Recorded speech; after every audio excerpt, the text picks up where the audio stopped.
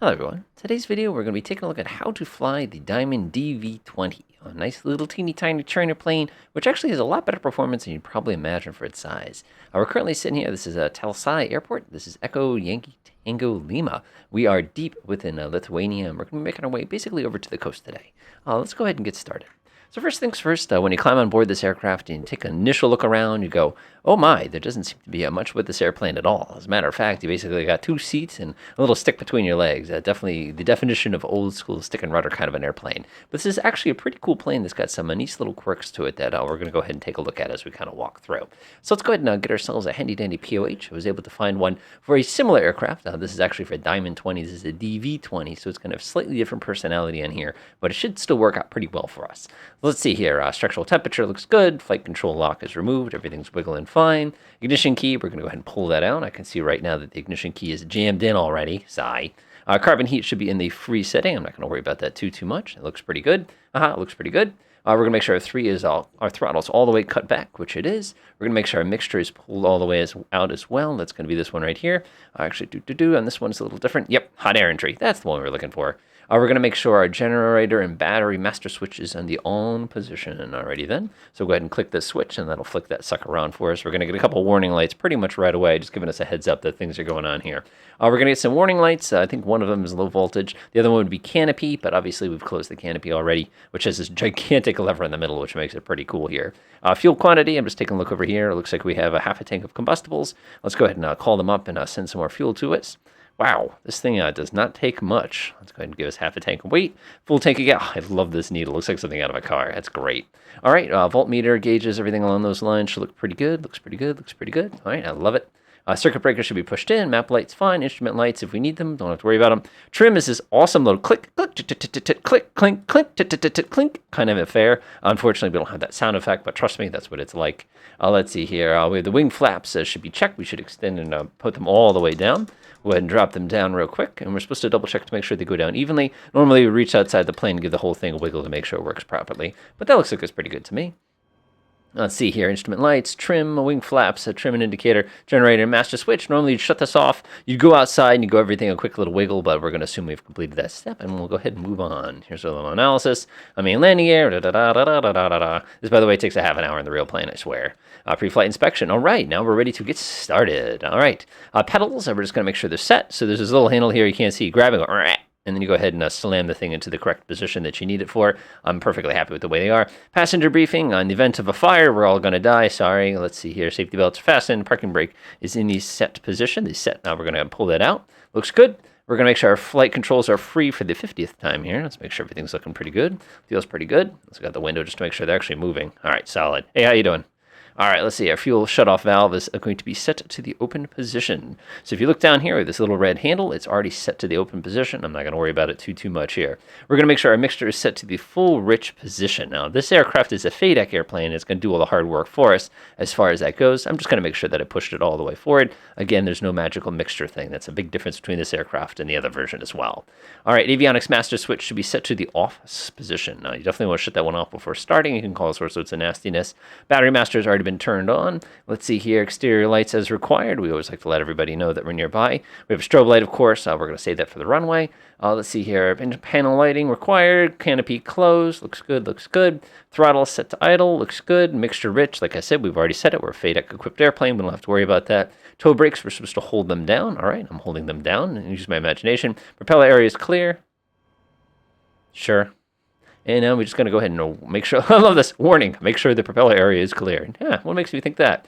All right, fuel pump and fuel prime. Interesting. So we use a fuel pump using the old school technique. All right, that should do it. I'll go ahead and crack it. Fuel pump comes off.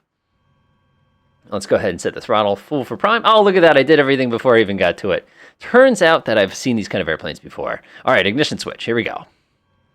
Clear prop. Service.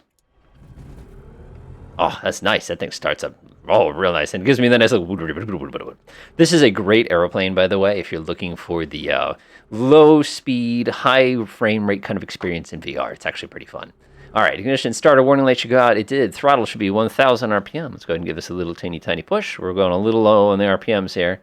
And it's about 1,000. I love these gauges. It's like just I don't know, cool. Fuel primer should be shut off, but we've already taken care of that. Engine instruments need to be checked. So basically what are we looking for here? We're making sure everything is in the green. Our oil temperature is a little bit cold, but we literally just started, so don't have to worry about it. We have our coolant, plenty of combustibles on board. I'm not going to worry about it too much. Let's go ahead and scroll our way down here. Start a warning light. Of course, in case something else comes up. Looks good, looks good. Before taxiing, avionics master switch should be turned on. All right, let's get going. Avionics master switch is on. We're going to go ahead and activate our transponder here. We, of course, are in Eastern Europe, so we need to make sure we squawk 7,000 rather. And, of course, we have our GPS ready to rock. This is a pretty neat unit. This is a GNS 430. I'm going to go ahead and give this a little wiggle. Oh, seriously? No, I can't make it nose up. Oh, well, it'll be perfectly fine for us. So I'm going to go ahead and slap this over to the GPS mode. So now this little needle helps us out. One thing you do want to do, though, is if you are using the GPS for this purpose, do yourself a favor and go back to page 1 and see what this heading is and set it to the correct heading so you don't make yourself incredibly insane later on when you're trying to go ahead and say, why is it going sideways? It's because you're not pointing in the right direction. Trust me on that one. All right, we'll go 245, 255 degrees, 255 degrees. Looks good, looks good. Looks like about that. Looks good, good, good, good, good. Make sure I'm not doing something silly. This is the direction I'm facing. This is where I want to go. Delightful. And looks like we need to take off and come a little bit to a 210 heading to start making our way over to the destination itself. All right, we've been sitting here. Our oil temperature is warmed up pretty much instantly. I'm actually kind of impressed with that. All right, let's see what else. We're going to go ahead and engine gauge is good. Voltmeter is good. We should have our fuel pump turned on. And, of course, in case of emergency, it's always a good thing to have. Parking lights release. Let's see here. Fuel rich. Direction control check. Let's see here. Before our engine run up, we'll go ahead and get there when we get up to the spot where we actually need to run up. So this particular airport's a little on the unique side because your runway you're taking off from is actually over there. So you basically have to go straight, take a left, and go like this to actually start heading down towards the runway is. And we have to be darn sure we don't accidentally bump that building. All right, sent to my head. I'm going to go ahead and give it a little bit of power. You got to love the visibility on this thing. Like, it's just like, just go. Just go visibility. I love it. How you doing there? All right, looks good. Watch out for that left wing. We are a lot wider than we look. All right, get this thing just a little bit of a boost here. Should be pulling our control back. Oh, watch out, watch out, watch out, watch out. Whoa, whoa, whoa, whoa, whoa, whoa. Where are you going? Okie dokie. All right, let's get rolling. All right, looking around, checking both sides. Go ahead and give myself just a little bit of rudder to kind of line ourselves up. That's a great place to put a fuel truck, you know, right in the middle of a GA airport. Seems legit. Seems legit. Looks like that guy had a bit of an accident. All right, we're going to go ahead and proceed down here. This is a neat little airport. It's, like I said, it's right in the middle heart of Lithuania here, so it's going to be a little bit different for us. All right, line ourselves up at the runway here. All right, I love this. It's like a little highway that takes you onto the main runway. Like, that's just so slick. All right, before we get into the main runway, of course, we'd want to make sure we check behind us to make sure we didn't cut anybody off, which I'm sure we did. We're going to go ahead and do our engine run-up sequence now. And, pretty straightforward. Just taking a look at the book here. It looks like, what do they want us to check here? Mixture, they want throttle. They want to do a magneto check. They want to check for pressure. They want to lean the thing out to make sure it works. And they want to cut it and see what happens. All right, let's do it to it. So first things first, let's go up to about 1,700 RPM. Whoa, that's a sensitive little tiny engine. All right, 1,700 is going to be about, hey, not bad. Okay, so we're going to stick our head out. We're going to go ahead and switch to the left position. We get a slight drop RPM, back to both. Click it twice to the left. It should come down a little bit. Click it back to both. At this point, we have nothing else to check. We'll go ahead and check the open choke on. Actually, we shouldn't be testing that. All right, see if we have a drop of RPM with that. Turn that back off. Looks good. Cut the throttle. And let's see if the engine dies on us. Whoop, whoop, whoop, whoop, whoop, whoop, whoop, whoop, whoop. Nope, doesn't look like it. All right, go ahead and bring us back up. Next step, we're supposed to put the wing flaps to the takeoff position, so I'll go ahead and slap them into the takeoff position. Takeoff switch, of course, for that is going to be right here, and it looks pretty good. All right, so now for takeoff. 2,000 RPM is the minimum, maintain with rudder. Rotate at 44 knots. Climb speed is going to be 58 knots. 75 is going to be our climb speed. All right, let's do it. Everything's reset. Aircraft is looking pretty good.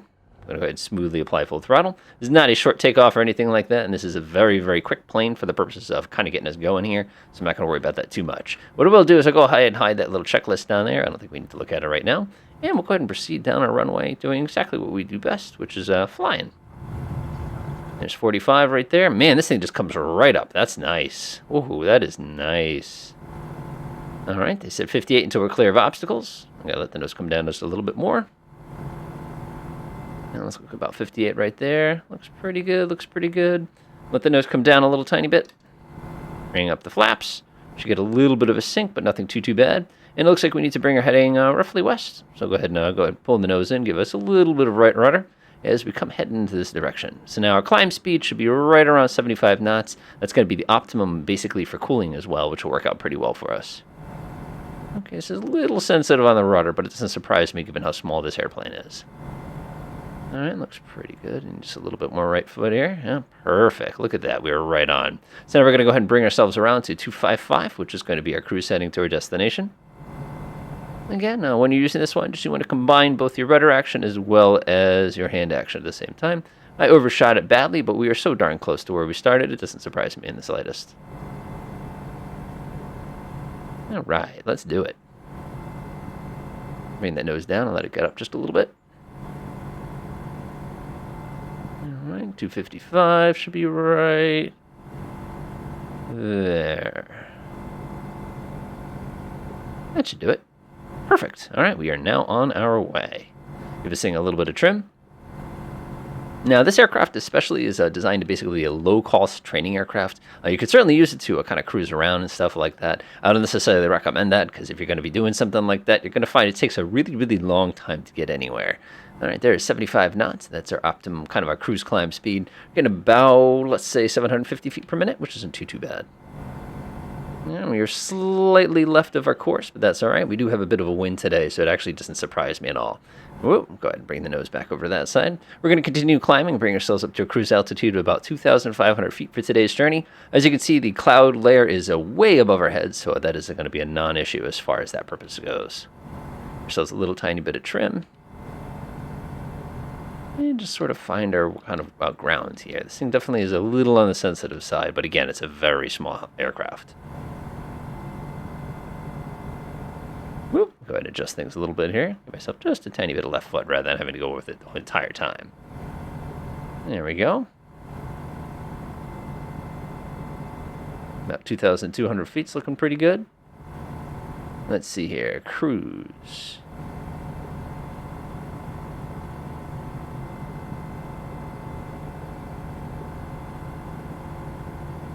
All right, let's take a look at the cruise table now that we're just about to the altitude we need to be at.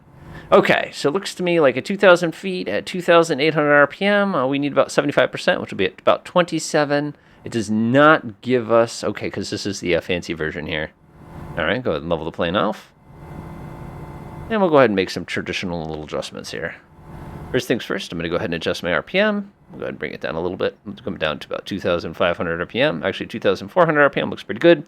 We'll reduce our manifold pressure about 25 inches.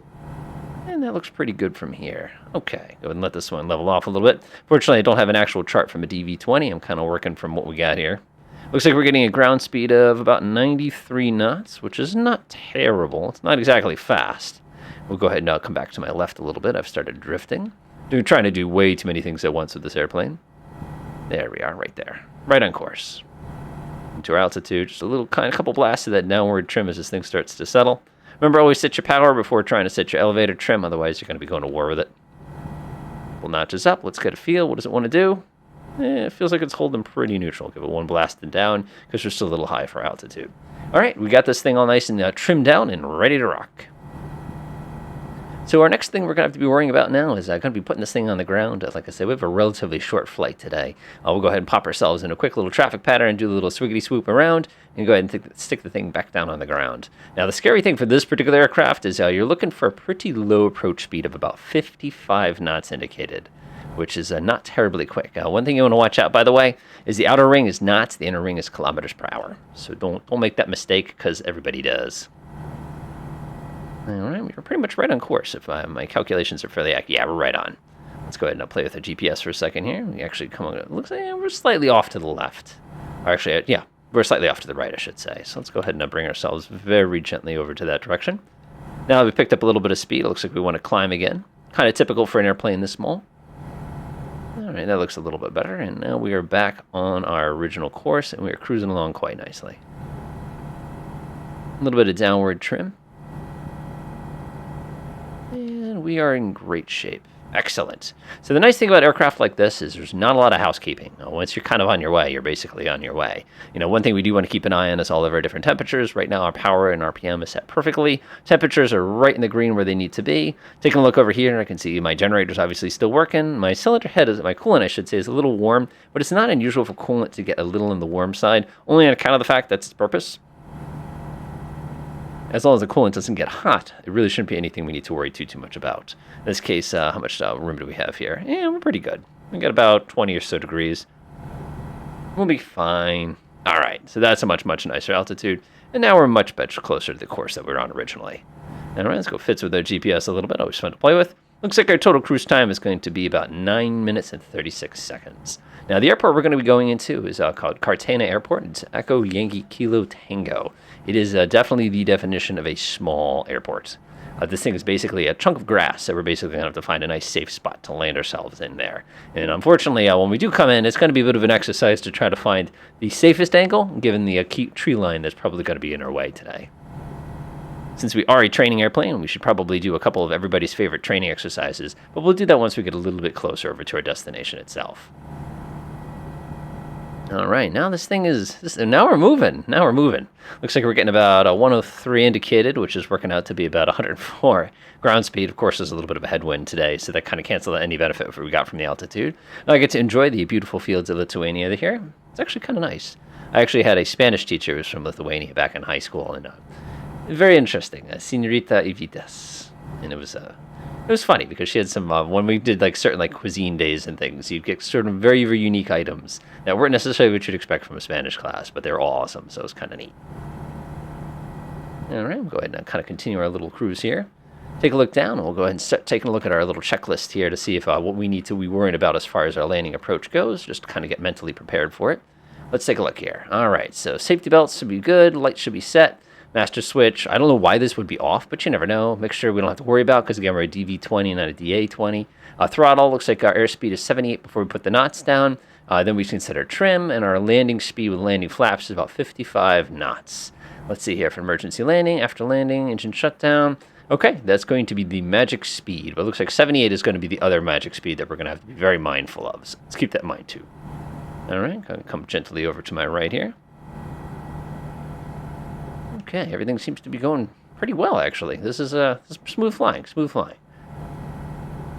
right, once we get a little closer, like I said, we'll go ahead and do some of our classic exercises that, for those of you who ever work on your private pilot's license, you'll be doing these exercises too someday. Get a little bit of altitude. We like to sink a bit. I'd be very curious how the center of gravity on this aircraft shifts as we start to burn through our fuel. If we start going through half our fuel, is it all of a sudden get really nose heavy or just get really tail heavy? But we'd have to be flying for quite a while. No automatic pilot, by the way. We're sunk. Basically, what we have is what we have, kind of a thing like that. A couple other neat little levers in this thing, which I'm pretty cool with. I love the fact that we have a choke on here. That's just so old school. And I also like how the parking brake is the kind you just step on the pedals and then do the little piece there, which is, I don't know. It's a very old school. But the visibility on this aircraft is stupendous. This is really impressive. You can literally see anything without that big old piece of an A-frame right here getting in your way.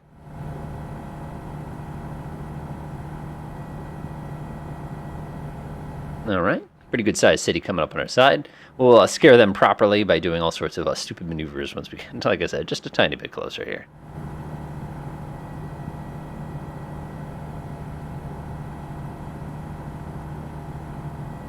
All right, we're about 2.5, 3 minutes out or so before we get down to our little destination airport. Good time to go ahead and practice some of our old school private pilot maneuvers here. First one, of course, we'll go ahead and experiment with stalls a little bit. Getting this aircraft prepared for that's pretty easy. We're a water-cooled engine, so we don't have to worry about a lot of the scary things. So I'm going to go ahead and back the throttle all the way out. I'm going to go ahead and increase my RPM, and I'm just going to go ahead and see what this one's like. Now, because we are such a high aspect ratio wing, I'll be very curious what this is like. All right, we are safe to drop our first notch of flaps. Go ahead and drop our second notch of flaps. Get my feet on the pedals. All right, starts to get a little heavy, but there's not any weird buffeting or anything like that. Nose is starting to get high. Oh my gosh, this is a lot of pressure on these controls. And there's our stall. Go ahead and apply full throttle. Smoothly fly yourself out of it. Wow, that's actually pretty impressive. That was not what I expected at all. This thing just sort of kept going as soon as you applied full throttle to it. I think it's because it's just so incredibly light of an airplane. All right, other fun maneuver that we always like to practice when you're doing your private pilot stuff at some point in the future, and that's going to be doing a steep turn. Basically, we'll go ahead and bank this thing over at about 60 degrees, maybe 45, and we'll give it a tug and see what happens. Go ahead and pull the nose over a little bit. That looks pretty good. Then we're going to go ahead and pull back, try to not lose any altitude. All right, this is a little bit tougher on this one because the control's just a little bit too sensitive for it, but it's going. Yeah, I'm not having to work too hard here, which is really, really nice. Go ahead and increase the bank a little bit. Yeah, this is actually really smooth. I'm super impressed. Try not to gain too much altitude here. It's always nice when you run into your own turbulence. That's just showing off, of course. Go ahead and cancel this out. I'm going to need a little bit of right foot. And we are in great shape again. Nice! I am thoroughly impressed with that. That thing really wanted to jump up at the end, though. That wasn't so good. All right, let's go ahead and set ourselves up for our landing now. So normally when you're taking a little airplane like this and you're bringing it down to the ground, you want to come down at about 500 feet per minute just for the comfort of everybody on board. So we're going to go ahead and back the throttle back about halfway and now kind of push the nose over and get going at about 500 feet per minute. A couple different ways we can do this. Of course, we could do a very ultra-aggressive powered down kind of approach. But if we do that, of course, that's going to get uncomfortable. And it's also going to create turbulence. And remember, we're a really expensive composite airplane, so we don't want to do anything too crazy. So our destination is right off the nose. And I'm sure you're sitting here going, I see a little graphical anomaly. I don't actually see what your specific destination is. So let's go ahead and zoom in and see if we can spot it. Can you see it? I told you it'd be small. You're looking at this little group of green buildings right here. Not bad. And bring the nose up just a teeny tiny bit here. I can actually increase the power a little bit. I'm feeling pretty comfortable about that. Come up to about 20 inches of manifold pressure here. And we're going to enjoy our kind of let down here. Wind today is basically in our face, so that's going to allow us to take a gentle little landing right here. I'm actually going to swing to the left just a teeny tiny bit and start bringing ourselves in for a landing here. All right.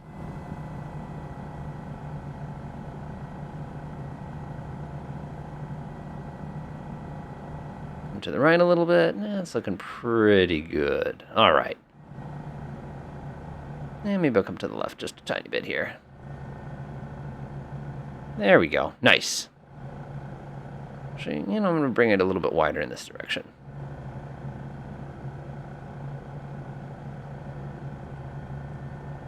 There we go. So basically what we're looking to do is land right on the opposite side of this forest you see right here on the right.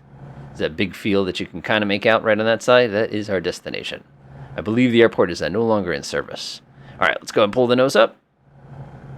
Go ahead and drop down a notch of flaps. Then we'll drop down a second notch of flaps. We'll push the nose back down. Again, we're just bleeding off some energy here. There we go. Nice. All right, you can see the little hangars right there. Nothing really much to it, but that is our field. Basically pointing at it. Start slowing down. Again, we're looking for an airspeed of about 55 knots or so. And we've got a lot of energy right now. So if we want to keep this thing going safely, we're going to have to actually come back around again. All right, let's go ahead and do a quick little 180 here.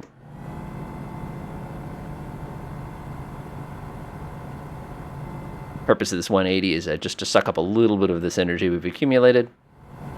Obviously, be very cautious, because if you can put yourself right in a really, really nasty stall. Actually need to bring the throttle back. We have too much energy here.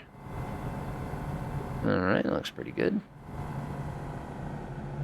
We're still going a bit fast, so these flaps do not slow you down at all. All right, pretty much anywhere in this field is valid. All right, we're still going very fast. So I'm actually going to put us in a bit of a slip here. Suck some more of the energy out of the plane. Again, this whole field is considered part of this runway. All right, almost got ours down about 60. I'm actually going to pull the nose up a little bit. Man, these flaps do not slow you down. There's our approach speed. All right, throttle's going to be at 0. We're basically going to play keep away with the ground on this one. Nose up, wait for the little beep, and then we're just going to gently set down. My throttle is at 0. Back tires first. Remember, we're landing on grass, so you want to be as soft as possible. That was nice. All right. Hold back on the controls. You don't want to accidentally dig. There we go. A little bumpy right here. Swing our ways this way a little bit. And now we are good to go. Securing this aircraft, pretty straightforward. All we're basically going to do is go ahead and kill everything. The simplest way to do that is simply just shut off the fuel, go ahead and kill everything else, and enjoy.